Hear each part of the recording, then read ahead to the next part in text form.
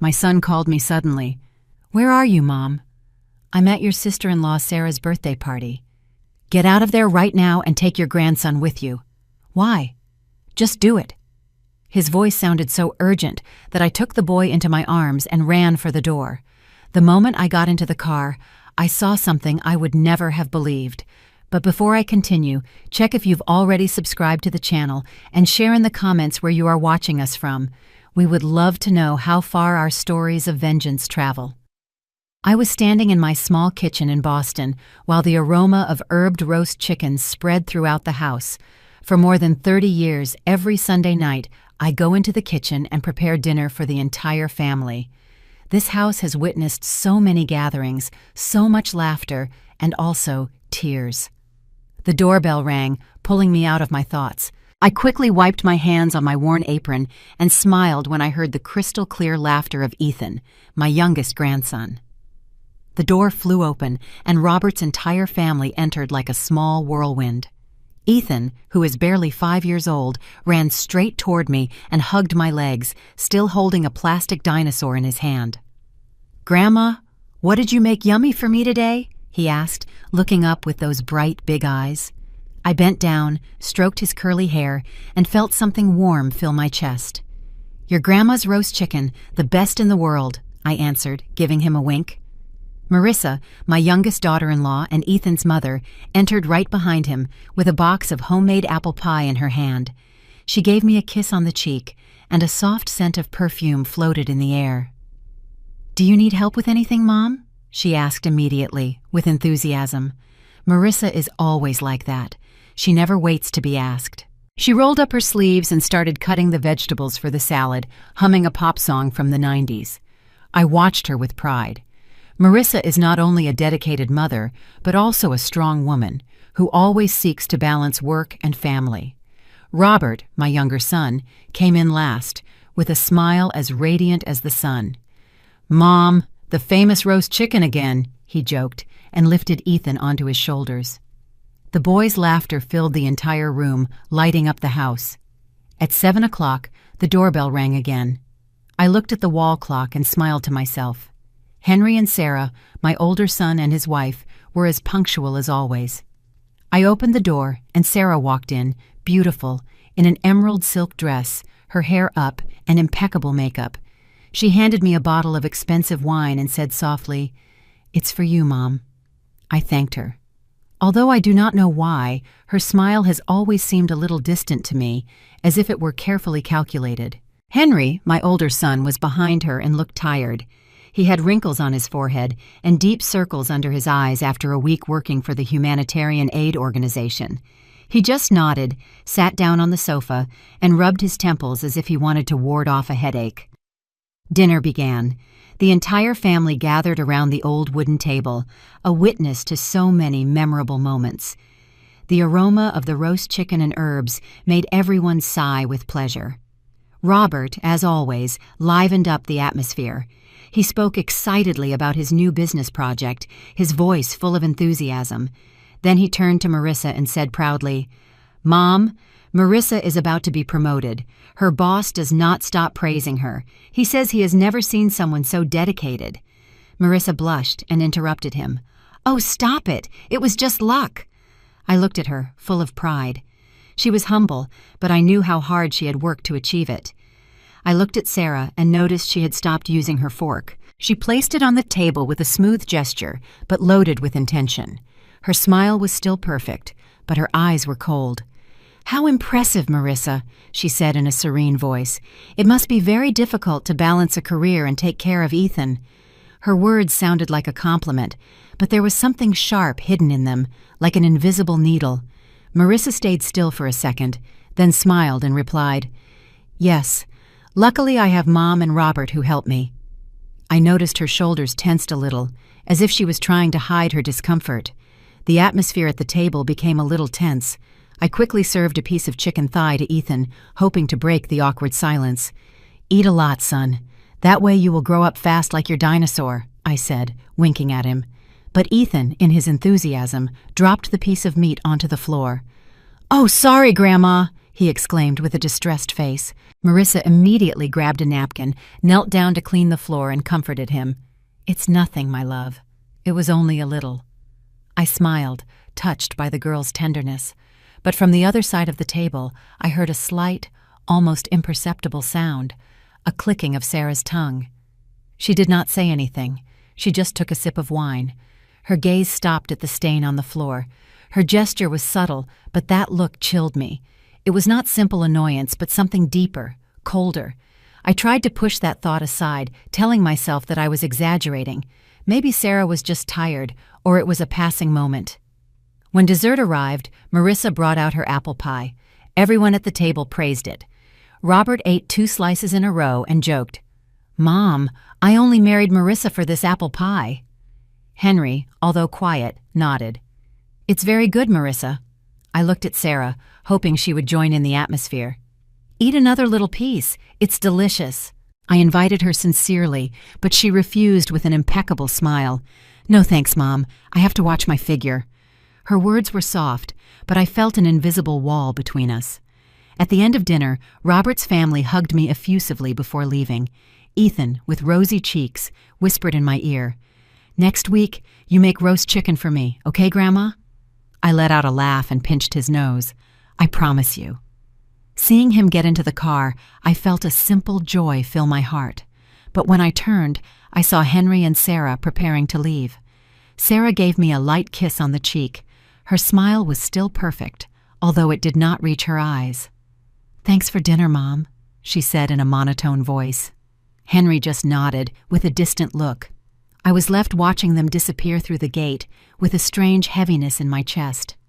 When I was alone in the empty kitchen, I started tidying up. The dishes were piled up in the sink, and the aroma of herbs still floated in the air. But Sarah's words about balancing career and family kept echoing in my head. They would not go away, like a discordant note in the quiet melody of the night. I wondered if I was imagining the tension between my 2 daughters-in-law. The house was silent, but I felt that a storm was brewing deep down. On Monday morning, while I was watering the geraniums on the porch, the telephone rang.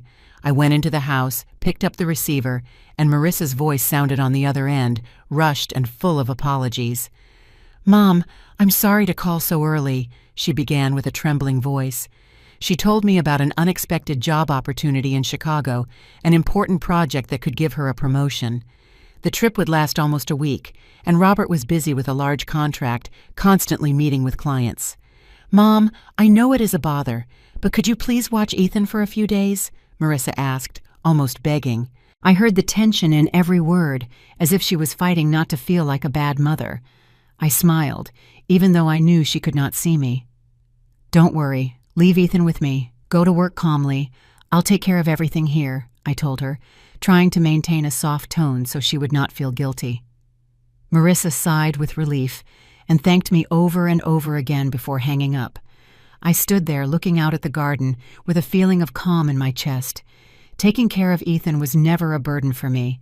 He is the light of my life, a valuable gift that I have always treasured. Less than an hour later, Marissa's car stopped in front of the gate. She got out with a small suitcase decorated with dinosaur drawings. Ethan ran toward me and hugged me tightly. "Grandma, am I going to stay with you all week?" he shouted with eyes full of excitement. Marissa smiled, but I noticed her eyes were red. She handed me a sheet with Ethan's detailed schedule, time to eat, time to sleep, the doctor's number, and a carefully written note. "Ethan is slightly allergic to peanuts. Don't forget, Mom." Finally, she asked me to read him the story, The Little Lost Dinosaur, every night before bed. "Mom, I owe you so much," she said in a trembling voice as she hugged me tightly. I patted her back, feeling the love and trust she had for me. When Marissa left, I took Ethan to the kitchen. "What do you want to do with me today?" I asked, winking at him. The boy clapped his hands and shouted, "Dinosaur cookies!" So we got to work. I took the flour, butter, and sugar out of the cabinet, while Ethan chose the dinosaur-shaped molds. The kitchen was soon filled with his laughter and the aroma of baked butter. Seeing him press the dough into the molds with his little fingers, I remembered the days when my sons and I also spent afternoons in this same kitchen. But that joy did not last long. A part of my heart was still unsettled by Sarah's cold look the night before, and I wondered if I was being too sensitive. Around 4 o'clock in the afternoon, while Ethan and I were coloring his dinosaur drawings on the porch, the house phone rang. I answered, and Sarah's voice sounded on the other end, sweet and cloying. "Hello, Mom. It's Sarah," she said with an almost melodious tone. "This weekend is my birthday. I'm having a small party at the house. You have to come celebrate with me." I smiled and told her I would go, but she continued, with a voice full of enthusiasm. "Oh, I heard Ethan is with you, right? Bring him too. My friends are dying to meet your grandson. He will be the star of the party." Her invitation chilled me. How did Sarah know Ethan was with me? Marissa had only just left him that morning, and I had not told anyone. A feeling of uneasiness ran through my body, but I pretended to be calm. "All right, the two of us will go," I replied before hanging up. I looked at Ethan, concentrated on coloring a triceratops, with his tongue sticking out from concentration. The joy of the afternoon dissipated a little, as if a cloud was covering the sun. I tried to shake off that feeling, telling myself that Sarah just wanted to be nice, that she was trying to integrate more into the family, but deep down, I could not forget the way she looked at me last night, or the clicking of her tongue when Ethan dropped a little food. It did not seem like a simple reaction. It was like a tiny crack in the surface of a perfect picture. That night, after reading The Little Lost Dinosaur to Ethan, I sat next to his bed and watched him sleep deeply. The dim lamplight cast a soft glow on his round face. His long eyelashes trembled with every breath. I stroked his hair tenderly, my heart full of love, but also with an anxiety I could not name. Sarah's insistence that Ethan had to attend the party kept going around in my head. Why was she putting so much emphasis on that? And why had her sweet voice chilled my blood? At midnight, a strange noise in the hallway woke me up. My heart leaped and began to beat strongly. I tiptoed, holding the broom handle as if it were an improvised weapon, but looking out, I only saw the neighbor's cat jumping nearby, its eyes shining under the moon. I let out a sigh and laughed at myself for being so suspicious. Even so, instead of going back to bed, I went into Ethan's room. The boy was still sleeping deeply, hugging his plastic dinosaur. I stayed there watching him, and a cold feeling of uneasiness ran through my chest. I adjusted his blanket and tried to convince myself that everything would be fine. That night I stayed awake, listening to the ticking of the old clock in the living room. Sleep did not come. The image of Sarah, with her melodious voice on the phone that afternoon, kept appearing in my mind. I sat up, with my bare feet on the cold floor, and went out onto the balcony, where my small garden rested under the silver light of the moon. The geranium pots remained motionless, as if they shared my worry. I took a deep breath, trying to sort out my thoughts. And then, as if a door to the past suddenly opened, an image from 4 years ago returned. It was Ethan's christening. Marissa, with her skillful hands, had made all the paper decorations, transforming my garden into a world of colors. There were ribbons, small hanging dinosaurs, and a beautiful cake that she herself finished decorating early in the morning. Everyone praised her, and I could not hide my pride. But I remember that in a corner of the garden, Sarah was standing with a glass of champagne, observing the decorations. It was not a look of admiration or joy, but something difficult to describe, as if she saw something that did not belong to her, something that made her feel out of place. That memory brought others with it, like pieces of a puzzle that began to fit together into a gloomy picture. I remembered an afternoon at the farmer's market in Boston when I took Ethan to buy pottery. The boy, with rosy cheeks, held my hand and jumped while talking to me non-stop about his dinosaur collection. We ran into Sarah and a friend of hers. I, smiling, said, "This is my grandson Ethan. Doesn't he look like Robert when he was little?" Sarah's friend bent down delighted and pinched his cheek. "Oh, how cute, just like his dad." But Sarah only smiled, a pale smile without warmth. "Yes, he is very cute," she said, and immediately took her friend's arm, saying in a neutral voice, "We have an appointment at the art gallery, let's go." I was left there, a little uncomfortable, telling myself that maybe she was in a hurry. But now that I think about it, the way she left, as if she wanted to escape that moment, left a heavy feeling in my chest. Then I remembered last Sunday's dinner, clearer than ever. When Robert boasted that Marissa was about to be promoted, Sarah had said, "You must have worked very hard." But suddenly, I realized that I had overlooked the second part of her sentence. "You are very lucky to have a husband as understanding as Robert, who always supports you in everything." At the time, I thought it was just a polite compliment. But now, in the darkness of the room, I understood that it was not a compliment. It was a veiled comparison, an invisible needle aimed at Henry, who was always immersed in his humanitarian aid work and barely had time for long dinners or unimportant conversations. I felt a knot in my chest, thinking about Henry, my older son, with his tired eyes and deep wrinkles on his forehead.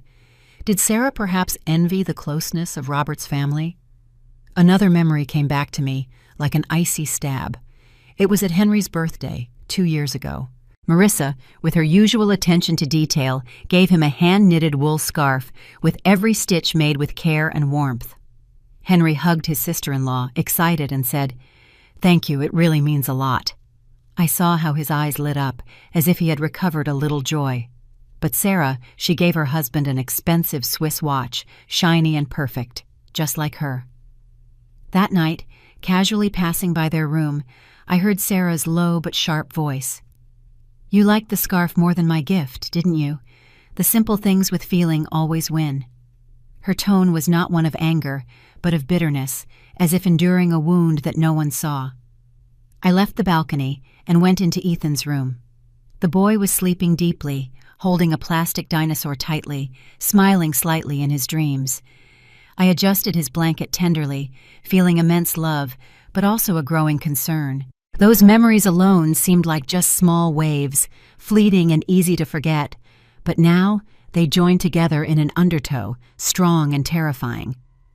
I began to understand that the tension between Sarah and Marissa was not simple envy between two daughters-in-law.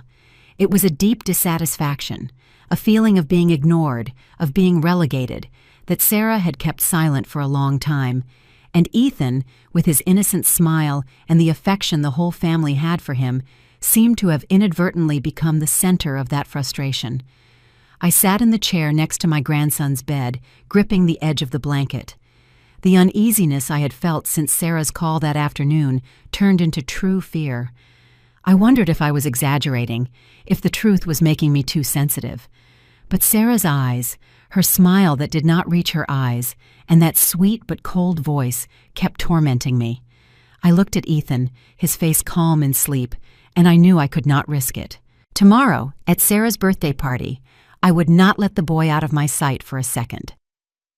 The following afternoon, I stood in front of the mirror and carefully tied a small blue bow to Ethan's collar, which highlighted his best outfit. Seeing him in his white shirt and elegant pants, I could not help but smile. "You look like a little prince," I told him, gently pinching his cheek. Ethan smiled broadly and turned around to show me. I took his hand, led him to the car, and together we went to Sarah's birthday party in Beverly Hills. When the car stopped in front of Henry and Sarah's house, I almost felt overwhelmed. The house shone with lights, twinkling garlands hung all over the garden, mixed with the soft jazz played by a live band in one corner. The air smelled of gardenia, and the guests, elegantly dressed, were already beginning to gather. I squeezed Ethan's hand, feeling that the two of us were a little out of place amidst so much ostentation. My simple wool dress and my worn flat shoes seemed not to belong in that place. Sarah came out to the door to greet us, dazzling like a queen in her wine-red gown, and her hair up in a high bun that highlighted her slender neck.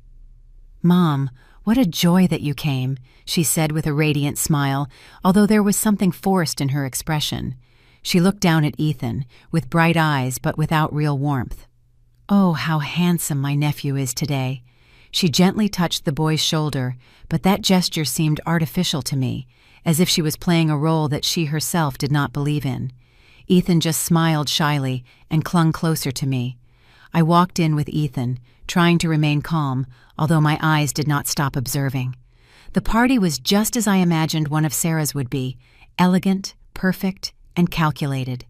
The crystal glasses sparkled on the table, the dishes looked like works of art, and the guests conversed with phrases as polished as they were empty. I felt like a stranger, clutching Ethan's hand tightly, fearing that if I let go, he would disappear among that crowd. About 15 minutes later, the old phone I had lent Ethan to play with started vibrating loudly. It was a video call from Marissa. "Mommy!" Ethan shouted, his face lit up with joy. He ran to a corner of the garden where there was a stone bench to talk to his mother. I stayed close, smiling as I listened to him enthusiastically tell his dinosaur stories. But then I felt a gaze. I turned and saw Sarah, who was talking with a group of friends, casting a fleeting glance toward Ethan. For an instant, when she thought no one was watching her, her smile faded and was replaced by a slight gesture of contempt, almost imperceptible. Then she returned to her perfect smile, as if nothing had happened. My heart began to beat faster. That was not the look of an affectionate aunt. It was the look of envy, of something deeper and more disturbing. I tried to calm down and called Ethan when he finished the call with his mother. "Grandma, Mommy says I have to be good with you," he said, squeezing my hand tightly. I stroked his hair, trying to smile, but inside I was uneasy. Then Sarah approached with a gleaming silver tray. On it, there was a glass of orange juice decorated with a slice and a small paper umbrella. "Ethan, I have something special for you," she said with a sweet voice. "Orange juice with honey. I prepared it myself." She bent down and offered him the glass with an expectant look, as if waiting for a reaction. Ethan, who had been happy, stopped suddenly. He looked at the glass, then shook his head, took a step back, and hid behind me. "Grandma, I don't want to drink it," he said in a low but firm voice. "It has a weird color." I looked at the glass. The juice was darker than usual, a little cloudy, not like normal juice. I thought that maybe it was because of the honey, but Ethan's refusal disconcerted me. In front of Sarah, I tried to encourage him. "It's tasty, son. Your Aunt Sarah prepared it for you." But the boy shook his head more strongly, almost about to cry. "No, I only want water."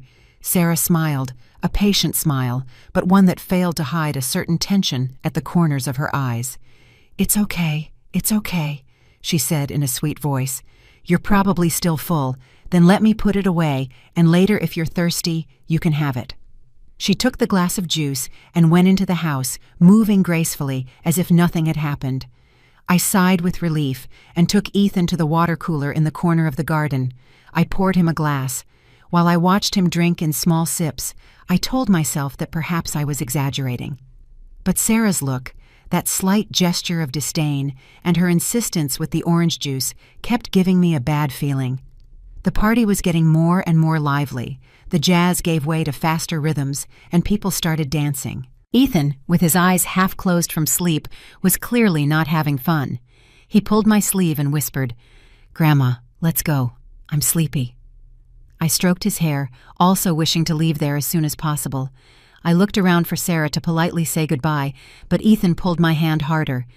"Grandma, I want to go to the bathroom," he said with a demanding tone. I pointed to the end of the hallway that led into the house. "The bathroom is over there. Can you go by yourself?" Ethan nodded and ran off, still clutching his plastic dinosaur in his hand. I stood there, keeping my eyes on the hallway, counting the seconds until he returned. The decision not to lose sight of him became firmer than ever. But right at that moment, the phone inside my purse started vibrating loudly, as if warning me of something. I took it out and looked at the screen. It was Robert's number. A bad feeling ran through my body and my pulse quickened. I pushed my way through some guests and quickly went toward the back terrace, where there was an old iron table and almost no one was passing by. The fresh night air made me shiver, or perhaps it was the fear that was beginning to grow in my chest. "Hello, Robert? What's wrong, son?" I asked, trying to keep my voice steady, although my heart was pounding. On the other end, I did not hear the cheerful, energetic voice of my younger son. Instead, a series of broken sounds, covered by the whistling of the wind, as if Robert was somewhere desolate. "Mom, where are you?" His voice sounded broken, full of panic. I squeezed the phone tightly, feeling the ground opening up beneath my feet. "I'm at your sister-in-law Sarah's birthday party. Why are you calling? Did something happen?" I replied with a trembling voice, trying not to lose my calm. "Get out of there now!" Robert's scream was so sharp that I jumped, almost dropping the phone. "Take my son with you, right now!" And those words went through me like a knife.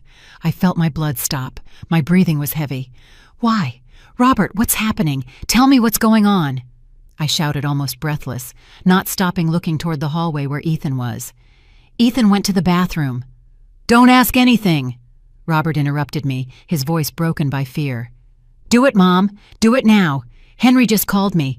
The signal was very bad, but he said, 'Hurry, Mom. Find Ethan and go. Don't let anyone see you.'" Before I could say another word, the call suddenly cut off. Only the long, cold beep remained, like a sentence. I stood motionless, with the cold phone in my hand, feeling the life draining out of me. Henry? Why was Henry calling Robert? And why did Robert's voice sound so full of panic? Dispersed fragments of the last few days, Sarah's cold look, the slight gesture of contempt, the glass of orange juice with a strange color, were no longer just invisible needles. They joined together, forming an icy spear pointing straight at my chest. I felt short of breath, as if the air in the elegant garden had become toxic. The party, with its bright lights and false laughter, now seemed like a trap to me. I put the phone in my pocket without losing a second. My heart was pounding, about to burst. I ran toward the house. In my haste, I bumped into a waiter carrying a tray of glasses. The crystal glasses fell to the floor, exploding with a dry sound that mixed with the jazz coming from the garden. "Sorry," I murmured without looking back. The curious looks around me no longer mattered. Only Ethan. He was all that mattered. "Ethan?" I called him, trying to keep my voice steady, but panic was already filtering into every word. "Are you done, Ethan?" I pushed the bathroom door hard, but the room was empty. The toilet had just flushed. The faucet was still dripping, but there was no one. A wave of terror squeezed my chest. Where could he have gone if he had only just entered a few minutes ago? I turned. I ran toward the living room, scanning the place desperately. Unfamiliar faces, polite smiles, everything mixed like a blurry painting. I did not see the familiar curls, nor the small silhouette of my grandson anywhere. "Ethan! Ethan!" I shouted louder, no longer worrying about appearances. Some guests turned around, others whispered among themselves, but I did not care. I felt trapped in a nightmare, where everything moved in slow motion, except the fear that consumed me. A thought crossed my mind. The kitchen. Maybe Ethan was thirsty and went to look for the glass of water I had served him earlier. I ran toward the wooden saloon-style swinging doors, which led to the kitchen, and pushed them so hard that the hinges squeaked. Inside, the kitchen was much quieter than the hustle and bustle outside. Only the hum of the refrigerator could be heard, and the yellowish light illuminated dirty dishes and food scraps on the counter. I looked around, hoping to see Ethan there, maybe playing with his plastic dinosaur. But no. He was not there. And then I saw her. Sarah was standing with her back to me, next to the counter, in a corner of the kitchen. She was doing something with great concentration, as if the world did not exist. In her hands, she had a glass of orange juice with a small umbrella, the same glass that Ethan had refused. My heart stopped. I held my breath, hidden behind the ajar door, not daring to move. Through the gap, I saw how Sarah carefully opened a small, unlabeled glass jar. Inside there was a transparent liquid that shone under the light. With her long, delicate fingers, she tilted the jar, letting one drop, then another, fall into the juice. Then she took a small spoon and stirred slowly, with chilling precision, as if performing a ritual. I felt the blood in my body freeze. Robert's warning echoed in my head. "Find Ethan and leave right now." I wanted to scream, run, and snatch that glass from her, but my feet seemed nailed to the floor. I unconsciously took a step back, and the heel of my shoe hit the door, producing a dry clack that broke the silence of the place. Sarah jumped and turned abruptly. Her eyes widened, horror painted on her normally perfect face. For an instant, I saw the truth. A Sarah without masks, without the disguise of elegance. But it only lasted a second. She took a deep breath, and an icy smile, sharp as a razor, appeared on her lips.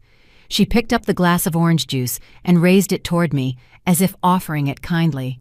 "Oh, Mom," she startled me. She said in a calm voice, although I managed to notice a slight hidden tremor. "I was going to take it to Ethan." I looked into her eyes, feeling I was facing a wild animal pretending to be harmless. I pointed at the glass, my voice hoarse with fear and rage. "What? What did you put in there?" The words came out before I could think, as if my body was acting on instinct. Sarah let out a short, shrill laugh, like the sound of glass breaking. "Just cake syrup, Mom," she replied with feigned sweetness. "The chocolate cake is a little bitter, so I added a little vanilla syrup to the orange juice so it tastes better. Don't worry," she emphasized those two words. "Don't worry." But her eyes said the opposite. They were cold as ice and seemed to say to me, "You saw it, and what are you going to do now?" I knew I could not confront her at that moment. Not there. Not while Ethan had not yet appeared. Her explanation, although it sounded logical, only confirmed my suspicions. That glass was not safe. I could not let her discover my doubts or give her time to react. "Me?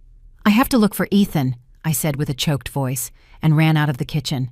I left Sarah there, with the deadly glass in her hand, and there was only one thought in my mind: find my grandson, now. And then, like a flash of lightning in the middle of the nightmare, I saw him. Ethan had just come out of the bathroom, his eyes sleepy, rubbing his face. When he saw me running toward him, he stood still, his mouth ajar, not understanding. I did not lose a second. I knelt down and hugged him tightly, feeling the warmth of his body in my arms. "We're going home right now, Ethan," I whispered quickly, trying not to let him notice the panic in my voice. Ethan looked at me with his big eyes full of confusion. "But Grandma, the party," he began to say, but I did not let him finish. With a strength I did not even know I had, I lifted him into my arms, although my legs were trembling from age and tension. Ethan, scared, wrapped his arms around my neck, and his plastic dinosaur scraped my shoulder hard. I had barely reached the main foyer when I heard Sarah's voice from the kitchen. "Mom, where are you going? The party isn't over yet." Her tone no longer had a trace of sweetness. Now it sounded threatening, without masks. My heart pounded, but I did not turn around. I just ran. I pushed the main door and stumbled out into the fresh night air in Beverly Hills.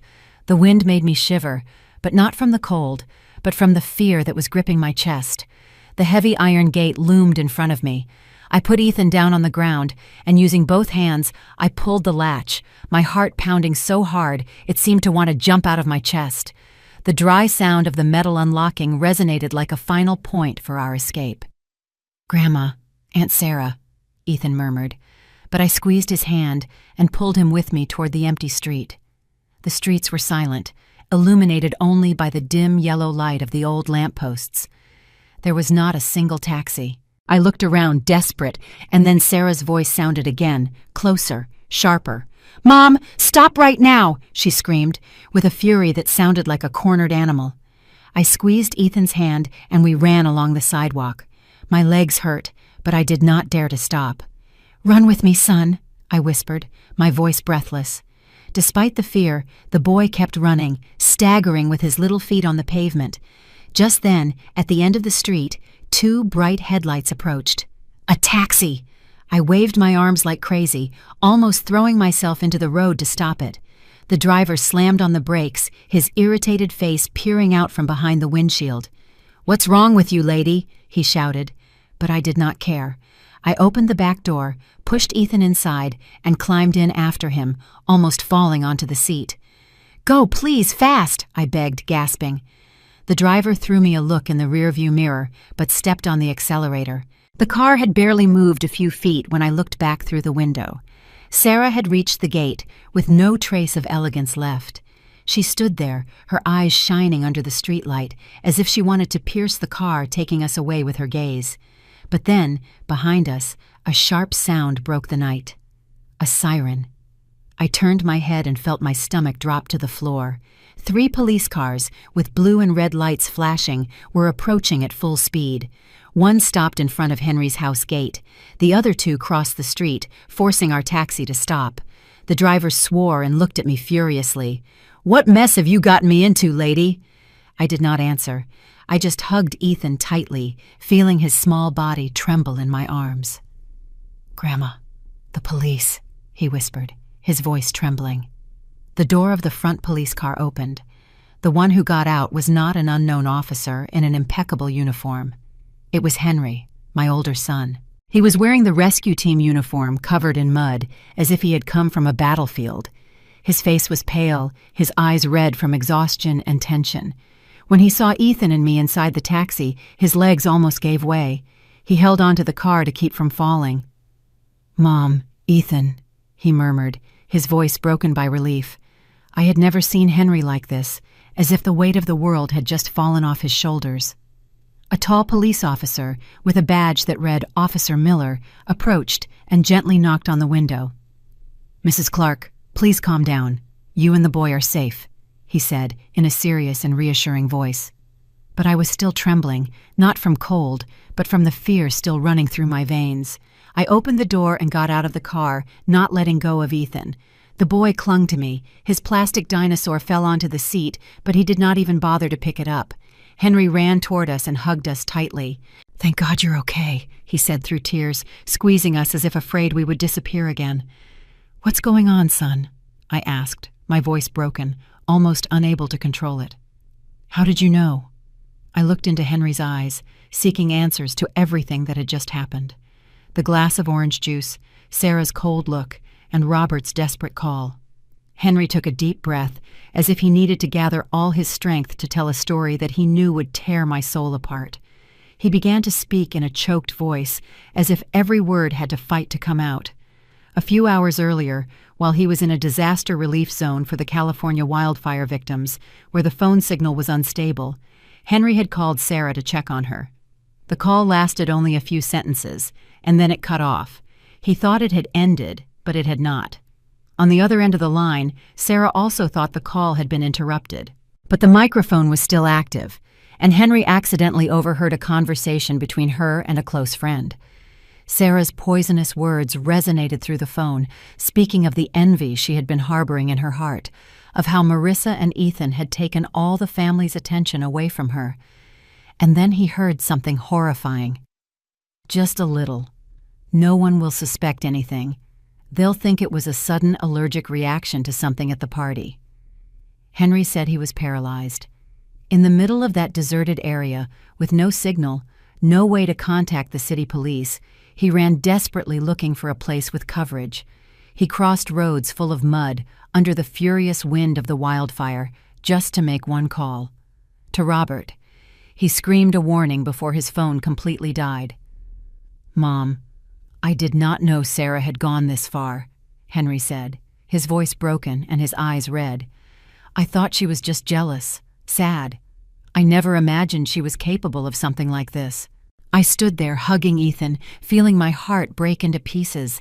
The suspicions, the bad feelings I had had all that time, Sarah's cold look, the gesture of contempt, the strange juice glass, were not imaginations. They were real, a horrible truth that I did not want to accept.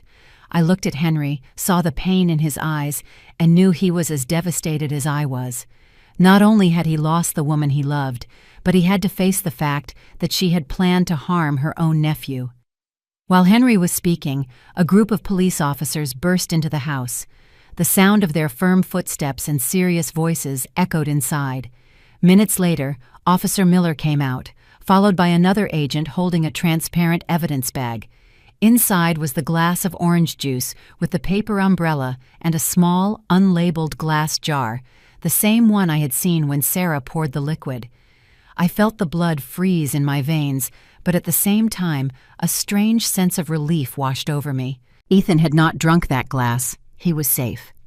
Then they brought Sarah out. She was no longer the radiant queen of the party. Her hairstyle was undone, her makeup smeared with tears of rage. Her hands were handcuffed behind her back, but her gaze was still cold, full of hatred. Seeing me, she struggled with the police officer and shouted, not at Henry or the agents, but at me. "It's all your fault!" she shrieked, with a voice so sharp it seemed to break the night. "I wasn't going to kill anyone. I just wanted justice. It was always Robert and his son. And me? And Henry? Do we not exist to you?" Sarah's poisonous words were like knives stabbing into my heart. I stood there paralyzed, feeling the whole world collapsing. I wanted to scream, to tell her that I never tried to abandon her, that I only wanted the family to be at peace, but I could not utter a word. I just held Ethan tightly against my chest, hiding his face in my shoulder, so he would not see Justice take his aunt away into the darkness. "Don't look, son," I whispered in a trembling voice. "Grandma is here with you." The following days passed as if I were trapped in a thick fog. Robert and Marissa returned that same night. When the door opened, Marissa ran toward me without saying a single word. She just hugged Ethan and me tightly. She was trembling, and her tears soaked my shoulder. "Mom, thank you," she murmured between sobs, as if trying to restrain herself from completely breaking down. Ethan, still drowsy and confused, nestled against his mother, strongly hugging his small plastic dinosaur. I stroked her hair, holding back my own tears. "I'm here, daughter," I told her, although deep down I knew that none of us would ever be the same. My house became the epicenter of a storm. The police arrived the next morning with their questions and notebooks.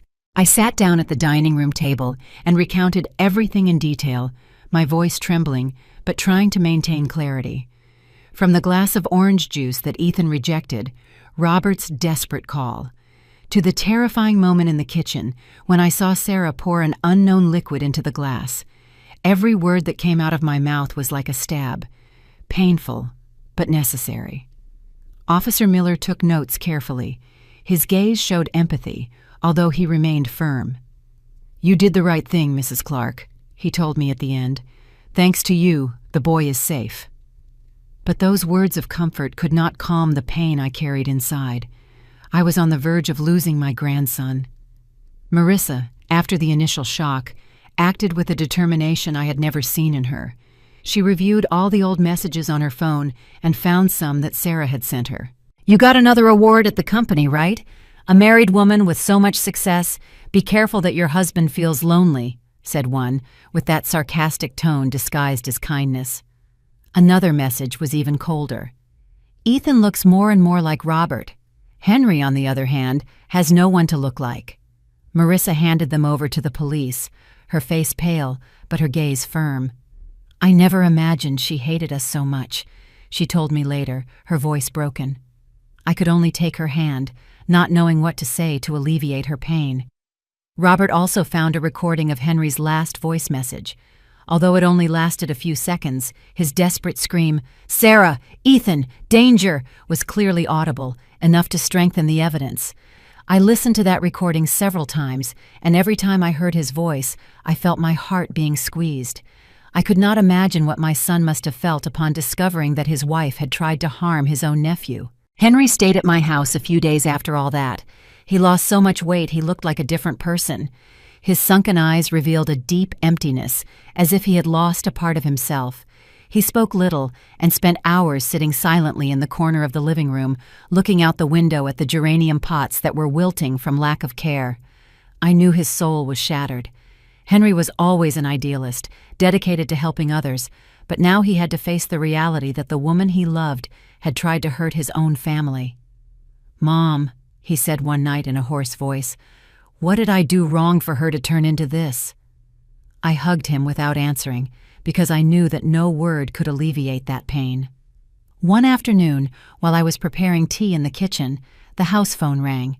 An unknown voice, who introduced himself as Sarah's lawyer, asked me if I would agree to receive a call from her from the detention center. I hesitated. I squeezed the receiver hard. A part of me wanted to refuse.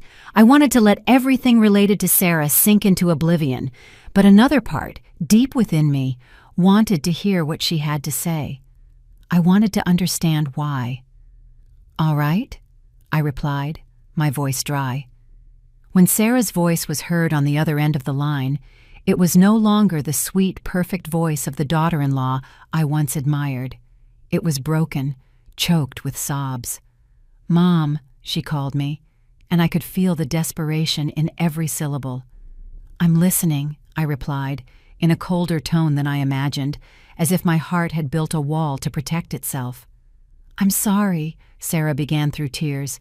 "I don't know what I'm doing anymore. I don't hate you. I really don't hate you." She cried inconsolably, and her crying reminded me of the nights when I myself cried over the death of my husband. But then she continued, I just hated the life they had. Every time the family got together, all eyes went to Marissa, to Ethan.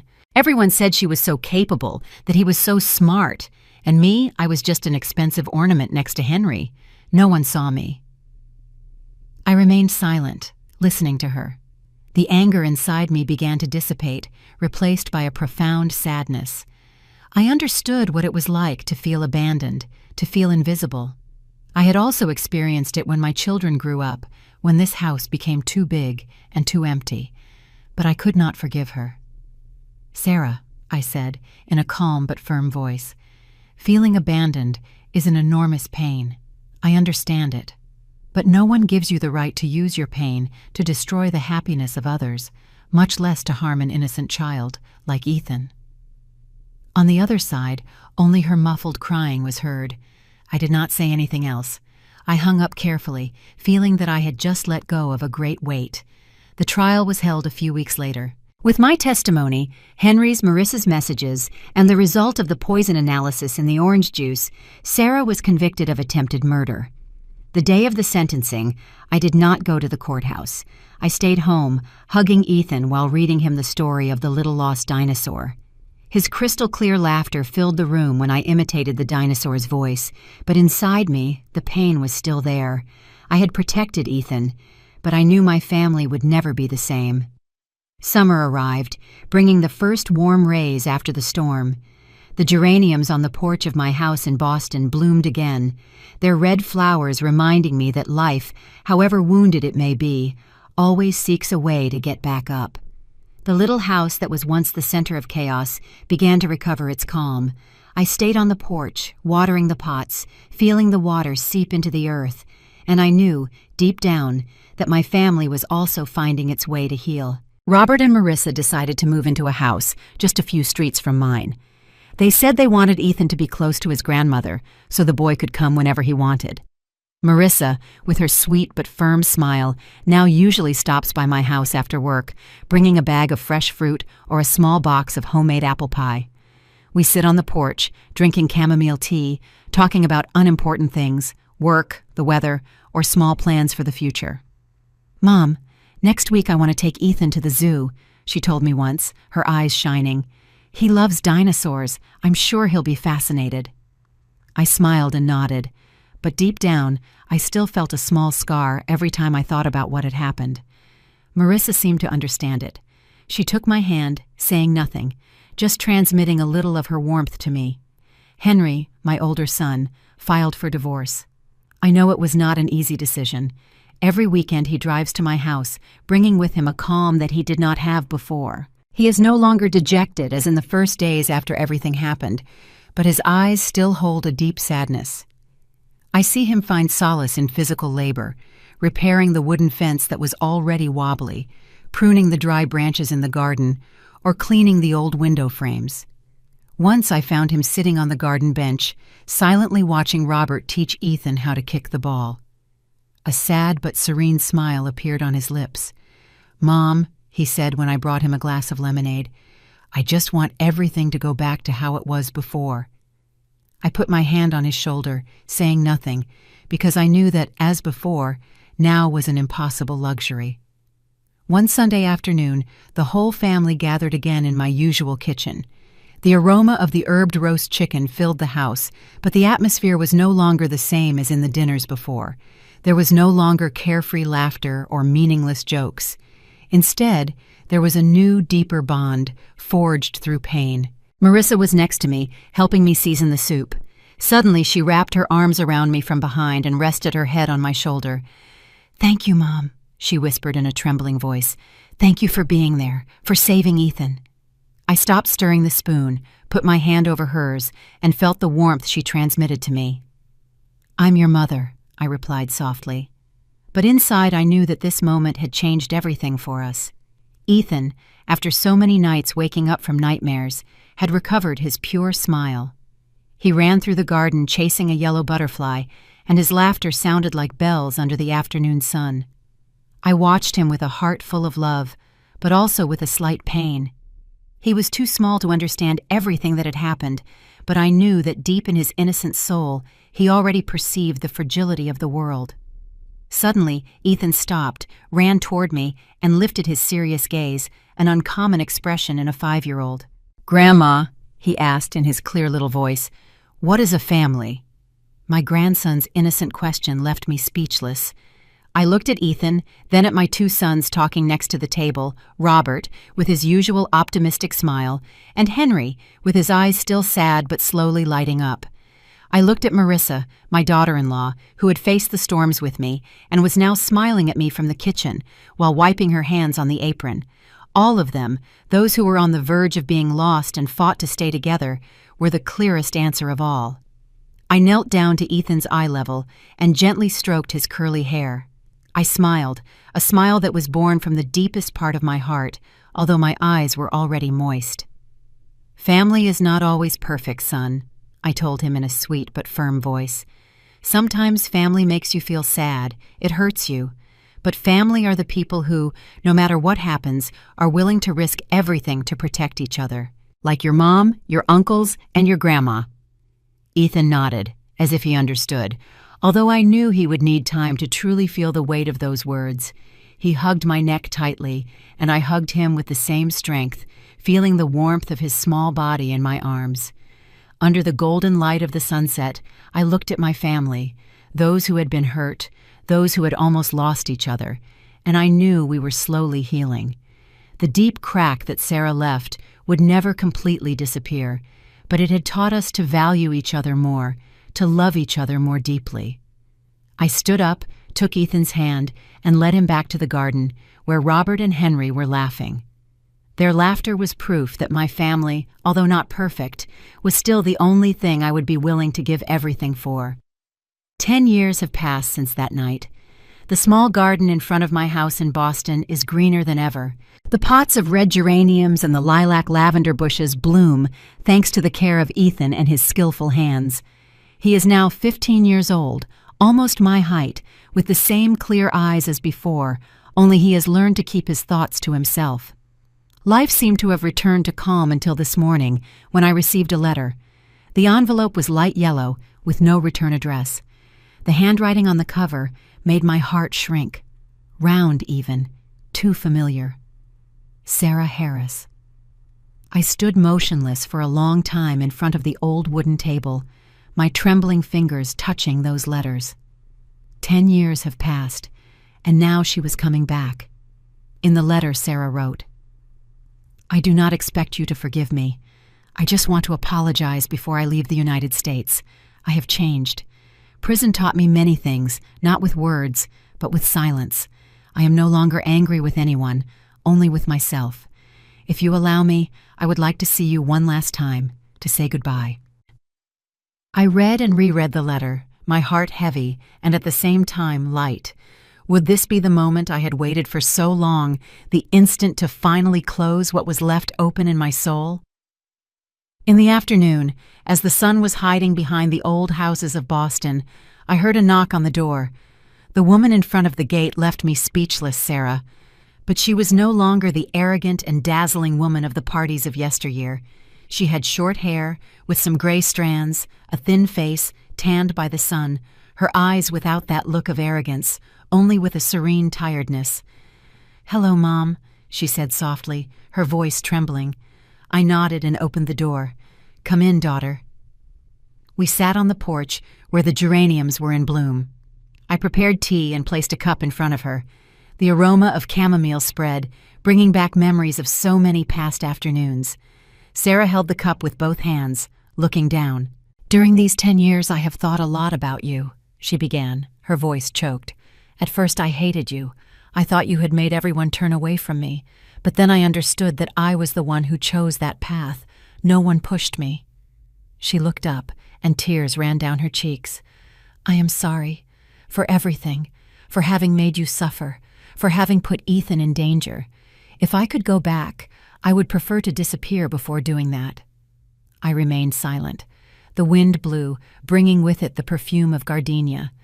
In my eyes, Sarah was no longer the guilty daughter-in-law, but a woman who had gone through hell, only to learn again what it meant to be human.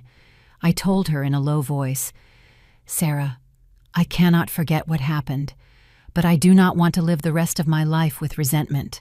I forgive, not because you deserve it, but because I need to be at peace." She bowed her head, her shoulders trembling. "Thank you, Mom. I do not dare to ask to stay. I will leave, maybe to Colorado, to start over. I learned to make pottery in prison. Maybe this time I will create something that does not cause pain to anyone." I looked at her hands, thin, weathered, but full of life, and nodded gently. "Go, Sarah. Live with dignity. I wish you find what you lost." Sarah stood up and bowed deeply. When she turned around, the light of the sunset illuminated her short hair, giving it a silver and tender glow. Perhaps, in some way, she had truly been reborn. That night I stayed alone on the porch, listening to the ticking of the clock and the rustling of the maple leaves in the yard. In the silent house, I felt an enormous, but light, emptiness. Forgiving does not erase the past, it just makes the wound stop bleeding. I looked up at the family photo on the wall. Robert, Marissa, Henry, and Ethan, all smiling. In a corner of the frame was still Sarah, in that emerald green dress, the radiant smile of a past still clean. I did not remove that photo. Perhaps true forgiveness begins when one can look back without fear. I sighed and murmured to myself, "Go in peace, Sarah." After everything that happened, I understood that life not only teaches us to love, but also tests us with the deepest wounds. I have seen how jealousy can turn a person into a stranger, and also how love can save a family from the abyss. I learned that sometimes what keeps us together is not blood, but compassion.